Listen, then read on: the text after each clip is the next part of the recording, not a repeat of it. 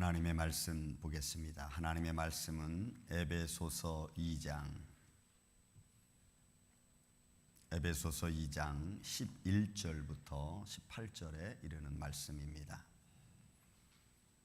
에베소서 2장 신약성경 311쪽부터 312쪽에 이르는 말씀입니다.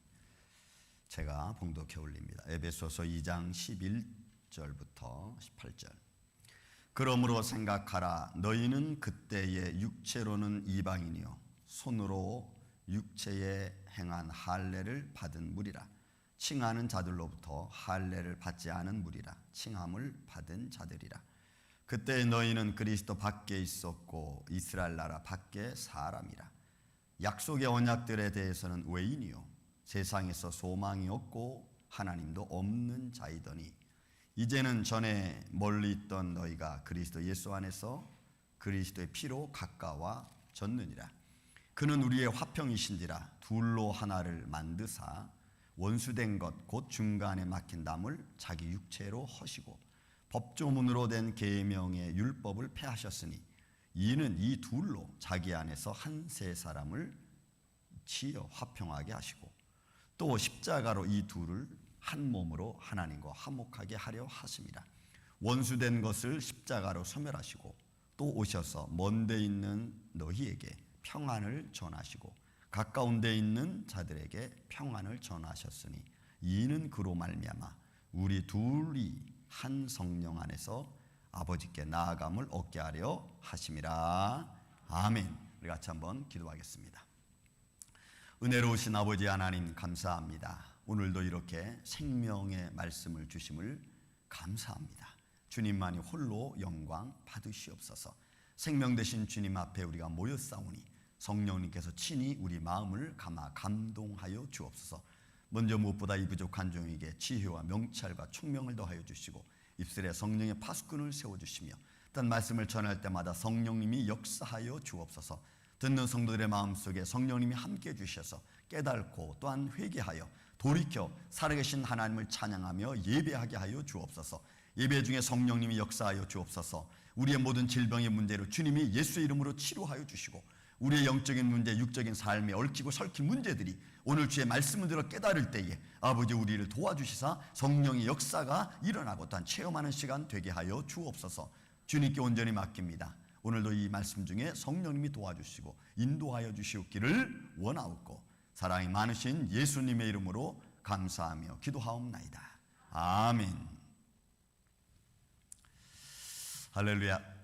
네, 감사합니다. 오늘은 마스크를 다 쓰셨네요. 네, 감사합니다. 제가 마스크 하나 선물 드리려고 했는데 마스크 선물 받으실 분 없어요? 네. 제가 그래도 하나 드리겠습니다. 우리가 다 알고 있는 마스크, 파란 마스크. 우리 동은 씨, 집사님 나오셔서 이거 하나 전달해 주세요. 저 뒤에 계시는 우선희 권사님한테 좀 갖다 드리세요.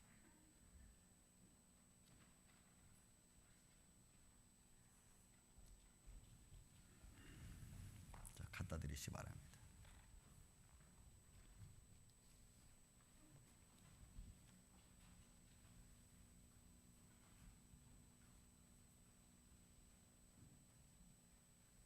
네, 감사합니다.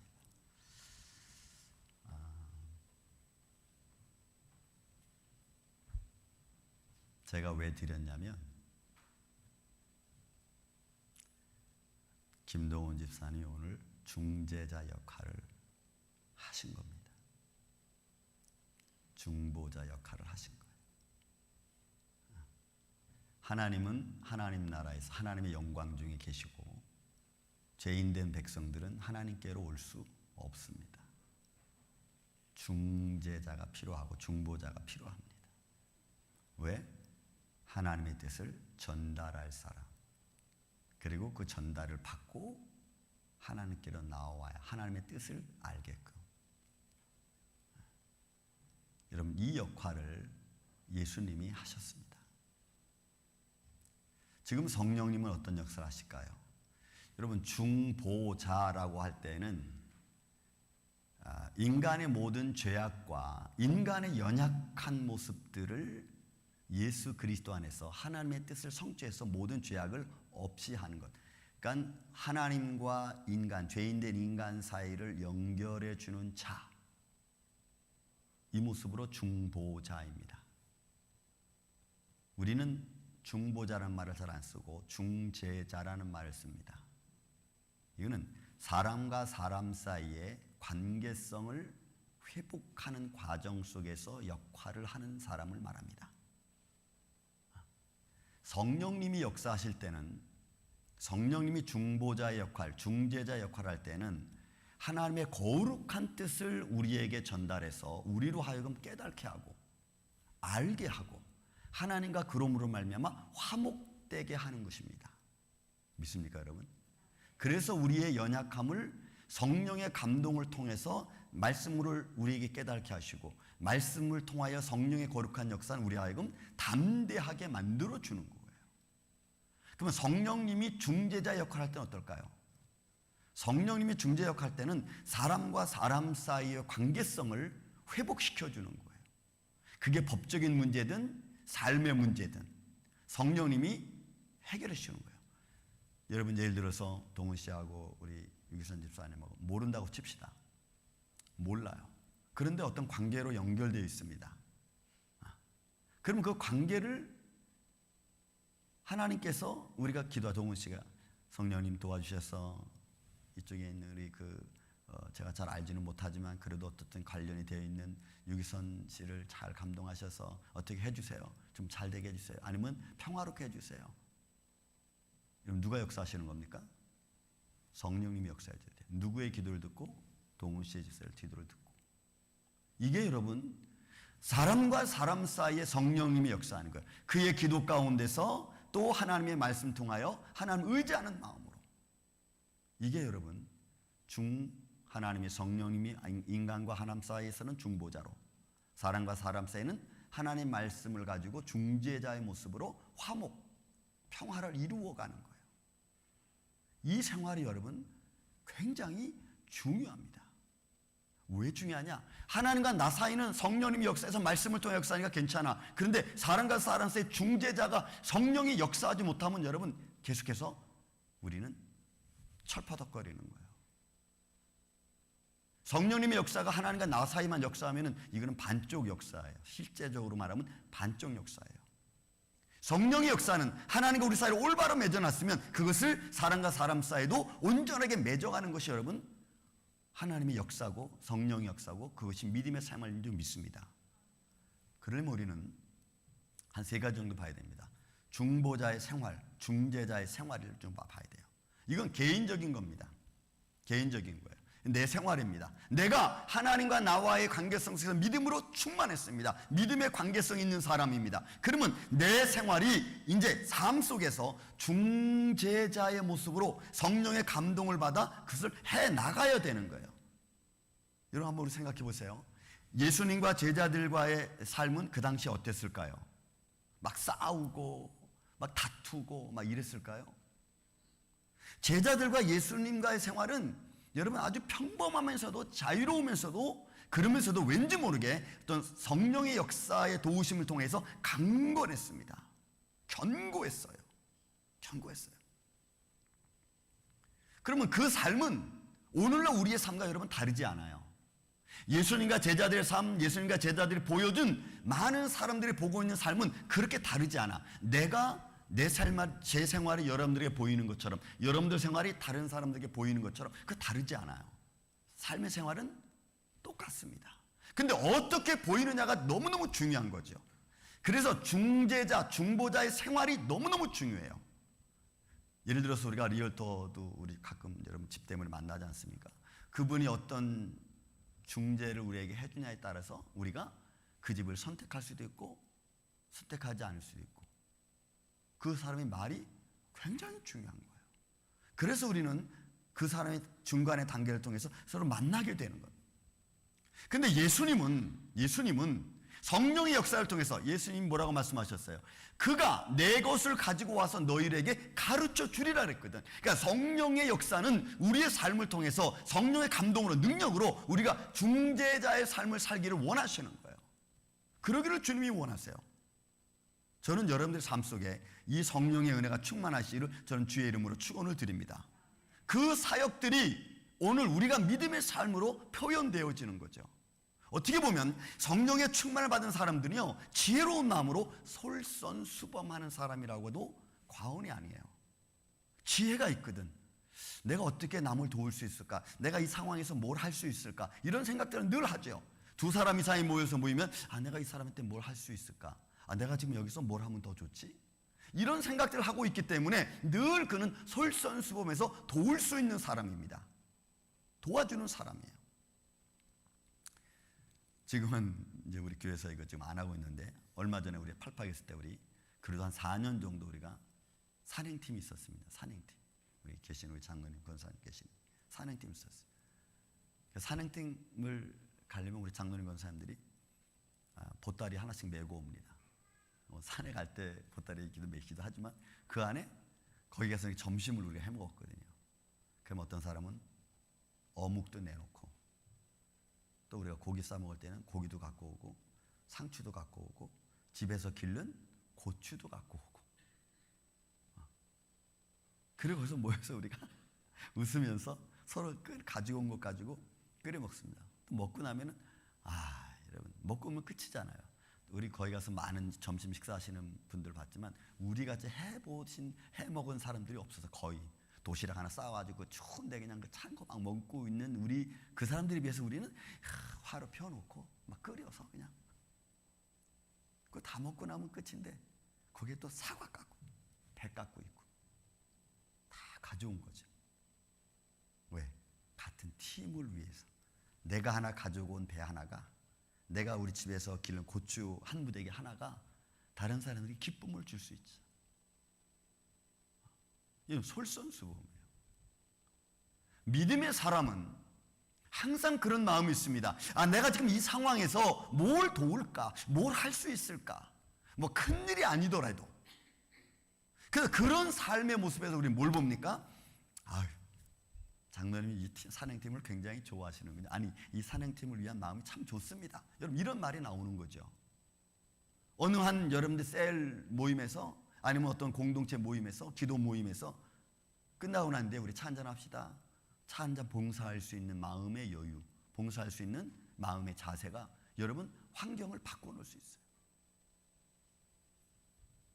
그게 중재자의 삶이고 중보자의 삶이에요. 하나님으로부터 중보를 받은 우리는, 예수 그리스도의 말씀을 통해 중보받은 우리는 그 성령의 능력으로 우리는 중재자의 삶을 우리가 살 수 있다는 거죠.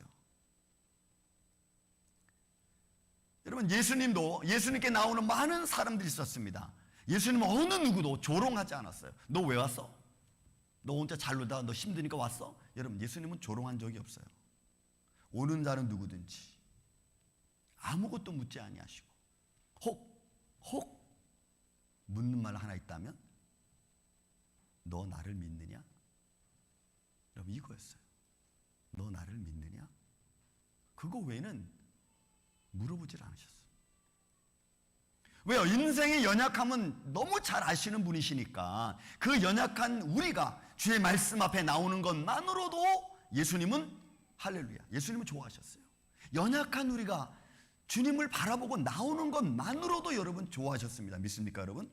우리는 주님께 나오는 자를 기뻐할 줄 알아야 돼요. 책 속에 여러분 손연보 목사님 지은 전도가 쉽습니다라고 하는 책 속에 목차가 쫙 있는데, 그 목차 속에 교회 부흥을 이루는 그 원인 중에서 몇 가지 이렇게 써놓은 거 있어요. 거기에 한 파트가 있는데 뭐라고 썼냐면, 새신자를 내 가족같이 대할 수 있는 교회는 부흥한다 이랬어요. 여러분, 새신자를 내 가족같이 대할 수 있는 마음, 여유, 부드러움, 그냥 하는 말이 아니죠, 여러분. 이런 말씀들은 우리가 좀 평상시 생활 속에서 우리가 좀 잘 귀담아 들어야 될 말씀들이죠. 생활 속에서 자연스럽게 나와야 될 것들이죠. 예수님이 그렇게 대하셨습니다. 모든 죄인 이들에게, 하다못해 눈먼 소경에게도 하나님은 그들을 외면하지 않았어요. 부르면은 그가 진심으로 부르는지 끝까지 기다려봤어요. 그래서 바디메오도 다윗의 자손 예수여, 다윗의 자손 예수여 한참 부르죠.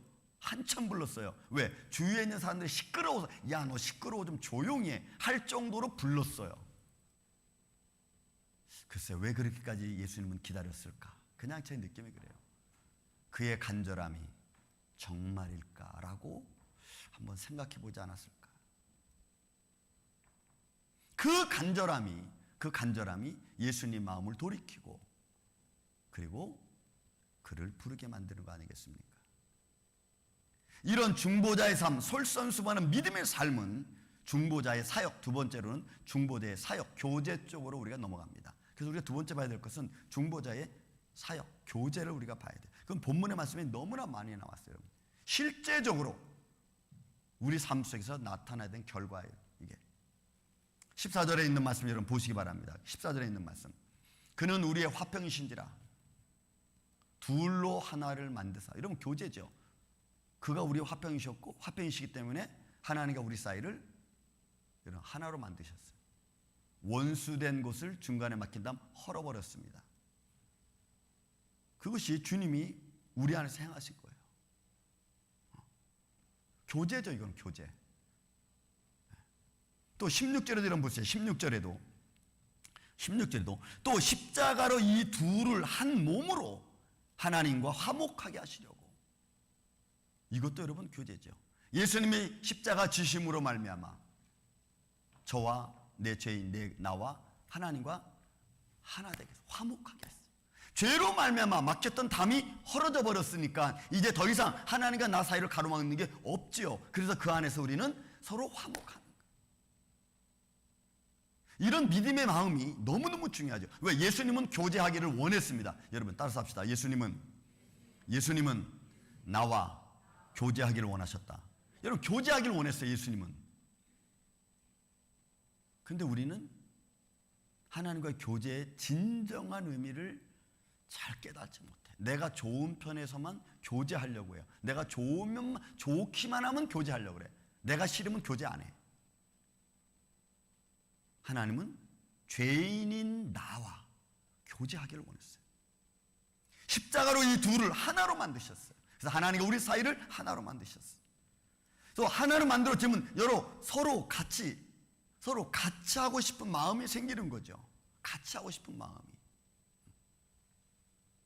15절에도 말씀합니다. 여러분 15절에 보십시오. 법정으로 된 이 계명의 율법을 폐하셨으니 이는 이 둘로 자기 안에서 한 세 사람을 지어 화평하게 하시고, 이 둘로 자기 안에서 한 사람을 지어 화평하게 하시고.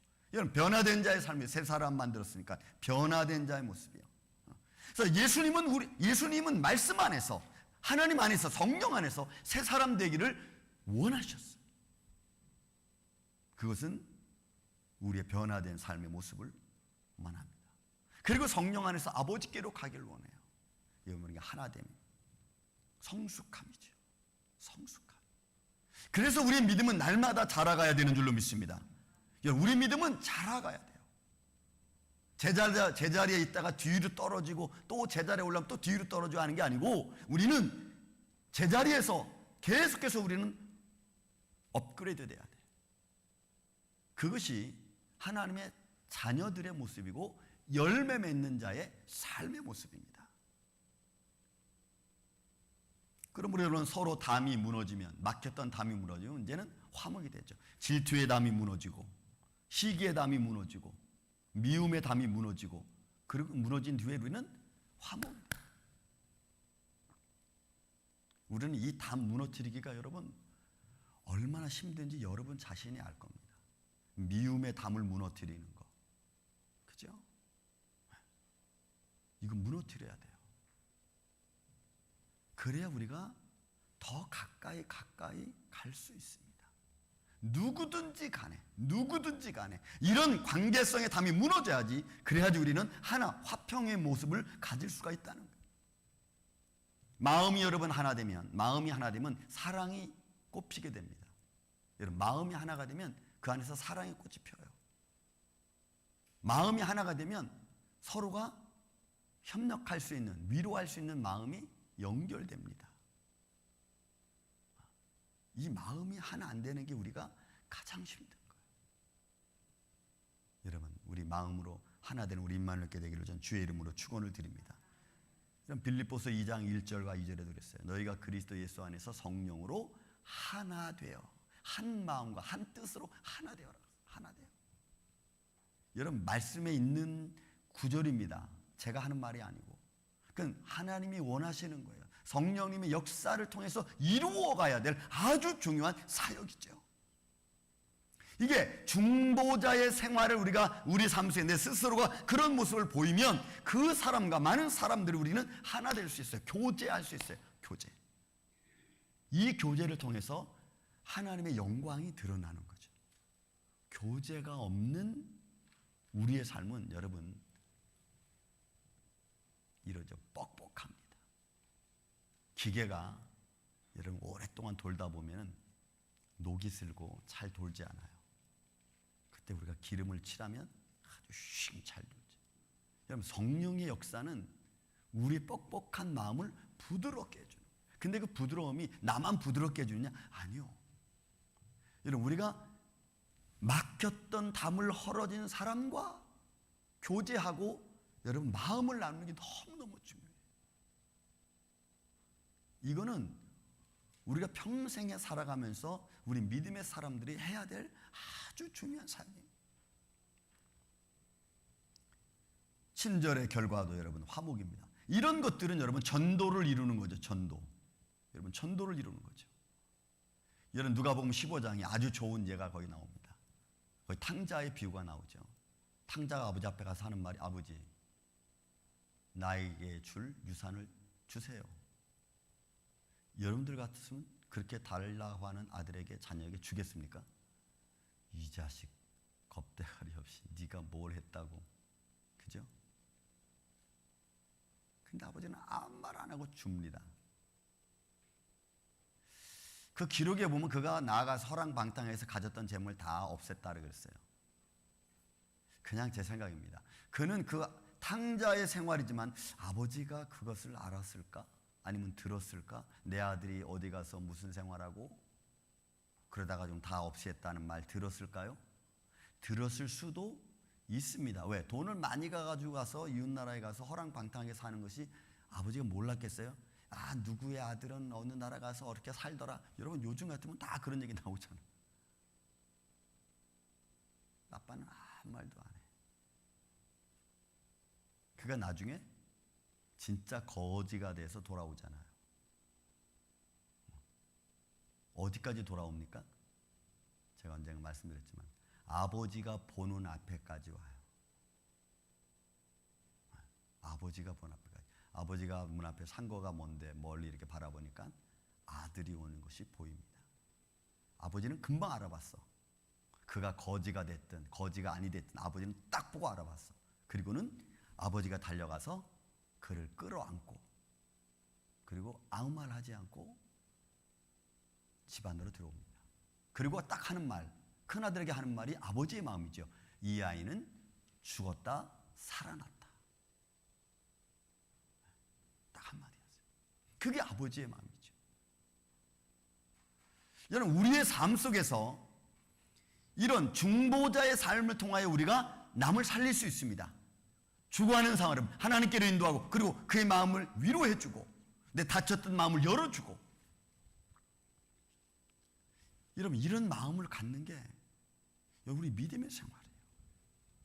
오늘날 현실이 너무나 강박하고 너무나 개인주의화 되었기 때문에 그런 마음 갖기가 쉽지 않고 이제는 그런 말하면 아 목사님 그런 그 옛날 그 참 하지 마세요. 누가 요즘 그럽니까? 누가 요즘 그러지 않아도 여러분 우리 믿음의 사람들은 해야 될 줄로 믿습니다. 해야 돼요. 세상이 그렇다고 해서 안 하면 여러분 우리는 세상 사람과 다른 게 뭐가 있어요? 예수님 말씀했죠. 야 바리새인이 사랑하는 것처럼 너희도 사랑하면 그 무슨 사랑이냐? 그들도 그런 너 같은 사랑한다 이거죠. 그래서 우리는 뭔가 달라도 달라야 됩니다. 왜? 다시 말씀드리면 여러분, 예수님이 그의 말씀을 통해서 성령의 역사를 통하여 성령의 능력으로 우리가 중보자 되기를 원했어요. 중재자 되기를 원하셨어요. 그래서 너희는 가서 복음을 전해라. 복음을 전해라. 너희들 가정마다 방문할 때 제일 할 수 있는 말이 샬롬, 전해라. 저는 우리 만국교회 아침에 우리 교회가, 여러분들의 가정이 이런 중재자의 삶, 중보자의 교제를 나누는 그런 여러분들의 가정과 생활이 되기를 주님의 이름으로 축원을 드립니다. 하나 더 우리가 볼 수 있는 것은, 마지막으로 중보자는 이런 화목을 이루죠. 근데 이 화목을 이루는 것은 믿음의 서클입니다. 믿음의 반복입니다. 다시 말씀드리면, 십자가의 예로 예수님이 우리를 화목하게 하셨습니다. 놀라운 것은 우리가 화목하기 위해서 수고하고 애쓰고 노력하면 그것이 이렇게 한 바퀴 다시 돌아서, 여러분, 다시 한번 돌아서 다시 내게로 오는 거죠. 다시 내게로 다가온다는 거예요. 이게 놀라운 거죠. 내가 수고한 것으로 끝나는 게 아니고 나도 누군가의 수고를 받는다는 거예요. 내가 그렇게 애쓰고 힘쓰게 가면 놀라운 것은 그 내가 지금 애쓰고 힘쓴 것이 언젠가 다시 내게로 돌아온다는 거예요. 이게 믿음의 서클. 화평이라는 것은 그렇게 이루어지는 겁니다. 한쪽만 열심히 해서 이쪽은 가만히, 그럼 여러분, 화평이라는 건 이룰 수 없어요. 이쪽에서, 한쪽에서 끊임없이 같이 얘기해주고, 같이 부추겨주고, 같이 위로해주고, 처음에는 막혔던 담이 견고하게 서 있는 것 같지만 시간이 가면 갈수록 이렇게 무너져 내리죠. 이렇게 무너져 내리는 거예요. 무너져 내리고 그 안에서 여러분 같이 한 마음이 되는 거예요. 그러므로 성령의 능력으로 우리로 하여금, 성령님 또 예수님은 그 말씀을 통해서 우리 마음을 감동하시고 그 감동하신 가운데서 하나 되기를 원하는, 전 여러분들의 가정이, 여러분들의 사업장이, 여러분들의 인간관계가 이런 믿음의 모습으로 견고해지시기를 주의 이름으로 축원을 드립니다. 오늘날 코로나 이 바이러스 때문에 얼마나 개인주의가 더 극대화됐습니까? 이제는, 그죠? 그래도 이런 믿음의 사람들은 믿음의 관계성을 갖고 있는 게 중요합니다. 여기서 우리가 봐야 될 것이, 이제 내 자신에 대해서도, 성령님이 오셔서 하나님 말씀 가지고 나를 그렇게 감화감동하셨다면 이제 오늘 나를 통해서 분명히 역사하실 텐데, 나를 하나님의 중재자로 주님이 사용하실 텐데, 나는 그러면 이제 어떻게 살아가야 되느냐? 이게 믿음 생활. 여러분, 최소한 남편과 아내, 부모와 자식, 또 형제지간, 또 이런 관계성 속에서 살아가는 모든 공동체 속에서 한편만 막 열심히 노력하고 한편만 막 열심히 이해하려고 하면은 이거 잘 안 됩니다. 저는 그런 삶이 계속되어지면 여러분 이거 실패해요. 잘못하면. 그리고 사람은 오래 가지 못하기 때문에 지칩니다. 그럴 때 여러분 우리가 할 수 있는 게 뭐냐? 늘 듣던 말이고 아는 겁니다. 여러분, 기다리는 거예요. 이게 또 힘듭니다. 이거는 제가 인생 지금 얼마 살지는 않았지만 살아오면서 기다리는 시간이 저한테도 있었습니다. 기다리는 시간. 할 말이 너무너무 많은데 그 말을 하다 보면은, 여러분 이상하죠? 할 말을 막 하다 보면 나도 모르게 화가 나는 거 아세요? 여러분 혹시 느껴보셨어요? 저는 우리 아이들 때문에 한 10년을 내가 기다리면서 하고 싶은 말이 얼마나 많은지. 근데 그 말을 하다 보면 화가 막 치밀어 오르고, 화가 막 치밀어 오르다 보면요, 그다음에 폭행하려고 그래요. 몽댕이를 들어. 그러니까 이게 막 이렇게 계속해서 막 점진적으로 나가는 것 같아요. 그거를 다 끝까지. 근데 기다릴 때는 앞이 보이지가 않아. 이상하게 앞이 안 보여. 그래서 더 답답하죠. 내가 지금 기다리고 있는 게 맞나? 아니면 올바르게 지금 말하는 것이 맞나? 여러분, 이게 보이질 않아. 이게 도대체가 보이지가 않아. 그래서 또 할 수 있는 게 뭐냐? 여러분, 믿음의 사람이니까 결국 할 수 있는 게 뭐냐? 여러분, 기도하는 것밖에 없어요. 그래서 기도하면서 기다리는, 기도하면서 참는 거. 그러면 그것이 언젠가는 제 두 번째 말이죠. 서클이 돼서 한 바퀴 돌아서 네 개로 다시 돌아. 그때까지 여러분 우리가 어떻게 되느냐? 기다려야 돼요. 그래야 화목이 이루어져요. 중간에 이놈의 새끼들 전부 다 내 쫓아버리고 말아야지. 내 쫓아나요? 안 돼. 다 깨져.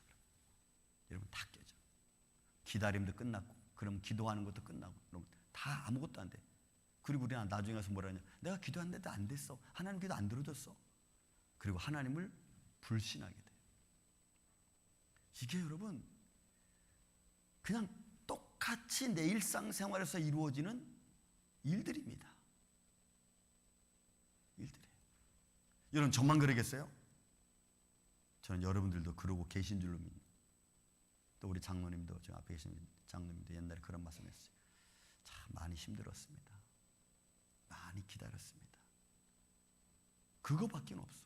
왜? 그게 다시 원상태로 돌아올 때까지 화목을 이루려면 누군가 한 사람은 그렇게 가야 돼. 그리고 나중에 그게 깨달아져. 진실한 마음으로, 성숙한 마음으로 내가 상대방을 대해줄 수 있는 마음은 더할 나위 없죠.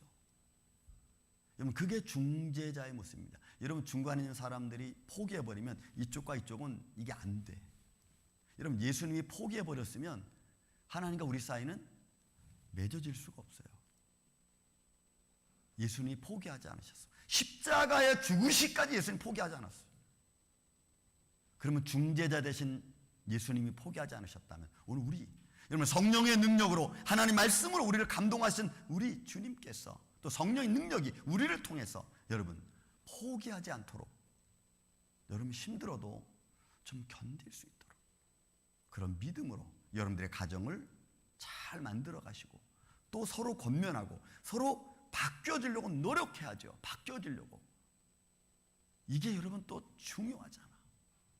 중재자는 매일매일 열심히 중재하고 있는데 바뀌어질 마음을 전혀 갖질 않아.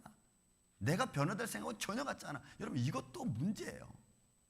우리는 요즘 어떻게 하고 있습니까? 여러분 나도 바뀌려는 마음의 자세와 바꿔야 돼요. 그래야 변화가 생기고 새로운 열매가 맺어지는 줄로 믿습니다. 예수 그리스도 안에서. 그래서 여러분 바울이 마지막 결론으로 이방인들 향해 말하는 겁니다. 야 너희는 옛날에 외인이었지, 할례 밖에 있었지, 그리스도 밖에 있었지, 예수 밖에 있었지. 그러나 이제는 예수 그리스도의 십자가의 피로 너희를 예수 안으로, 계약 안으로, 말씀 안으로 너희를 들어왔으니 너희는 하나님의 자녀다. 이렇게 말하는 거예요. 그건 삶의 변화 말하는 거고, 환경의 변화를 말하는 거고, 생활의 변화를 말하는 거예요. 중재자 되신 우리 예수 그리스도, 우리를 통해서 역사하시는 성령의 능력을 통한 중재자인 저와 여러분, 우리의 삶이 변화되고 생각이 좀 변화돼서 좀 새롭게 믿음의 열매를 맺어갈 수 있는 우리 임마누엘 장로의 이 아침에 저와 여러분 되시기를 주님의 이름으로 축원을 드립니다. 사랑과 은혜가 많으신 아버지 하나님 감사합니다. 세상은 여러 가지 많은 환경의 변화, 그리고 또한 경제의 변화로 말미암아 점점 더 개인주의화 되어져 가고 있습니다. 합당하게 다가오는 이런 말들을 우리가 어떻게 믿음으로 이겨갈까? 화목을 이루고 싶어도 개인주의화 되어가고 있는 이 사회적 형상 때문에 화목 이루기가 쉽지 않습니다. 주님, 예수님이 십자가에 달려 죽으시기까지 주님이 참아주시고 기다려주시고 중보자의 삶을 살으셨던 것처럼 오늘 우리는 주의 말씀을 통하여 성령의 능력으로 우리의 삶을 중재자의 모습으로 살아갈 수 있도록, 그래서 화평을 이루고 화목을 이루어갈 수 있는 사랑하는 성도들의 가정, 심령, 그리고 주님의 몸된 교회 될 수 있도록 주님 역사하여 주시고 그 믿음 위에 견고하게 세워지게 하여 주시옵소서. 원하옵고 예수님 이름으로 감사하며 기도하옵나이다. 아멘.